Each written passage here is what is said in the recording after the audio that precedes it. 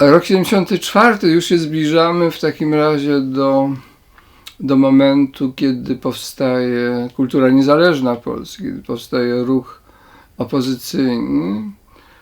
Dla mnie to jest początek właściwie nowego życia, bo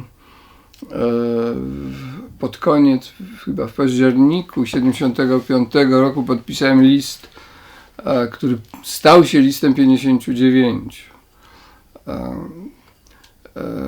Przywiozła go do Krakowa Halina Mikołajska i podpisaliśmy i Julian Kornhauser i ja, ale też Wisława Szymborska i Kornel Filipowicz i wiele innych osób. I ten list sprawił, że straciłem pracę, nie natychmiast, ale po kilku miesiącach i zaczęło się właśnie jakby inne życie, właściwie ciekawsze. W pierwszej chwili byłem trochę przerażony, jak sobie dam radę, nawet po prostu finansowo, ekonomicznie.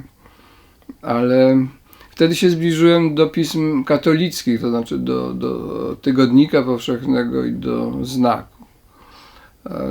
I miesięcznik Znak, który jak wiadomo był takim miesięcznikiem powiązanym personalnie z Tygodnikiem Powszechnym. Tam miałem felieton i też pomagałem w redagowaniu pisma, robiłem tak zwany editing, który wtedy się tak jeszcze nie nazywał. I trochę mi to pomogło także właśnie w sensie praktycznym. A potem mój ojciec, któremu wtedy się już trochę lepiej wiodło, powiedział, że mi przyznaje stypendium, bo bardzo pochwalał moje opozycyjne działania i powiedział, no to słuchaj, to ja ci dam stypendium do momentu, kiedy będzie. Także to się jakoś, te finanse się załatały. Ale muszę też powiedzieć, że nie byłoby tego wszystkiego, gdyby nie to, że parę lat wcześniej spotkałem w Warszawie Adama Michnika i Basię Toruńczyk. I byłem pod ogromnym wrażeniem. Oni byli wtedy parą.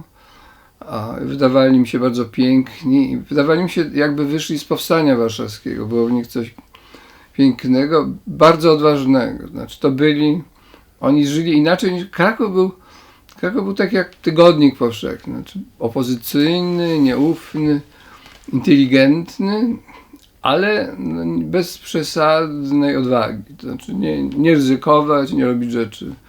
Natomiast tu zobaczyłem właśnie tą dwójkę młodych ludzi, moich rówieśników, u których na pierwszy rzut oka to była odwaga właśnie.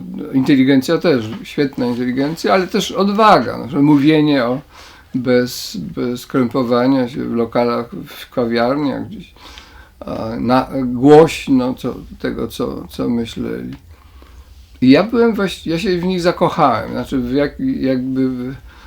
w ich odwadze, w tym zdeterminowaniu i w ich pięknie, takim właśnie pięknie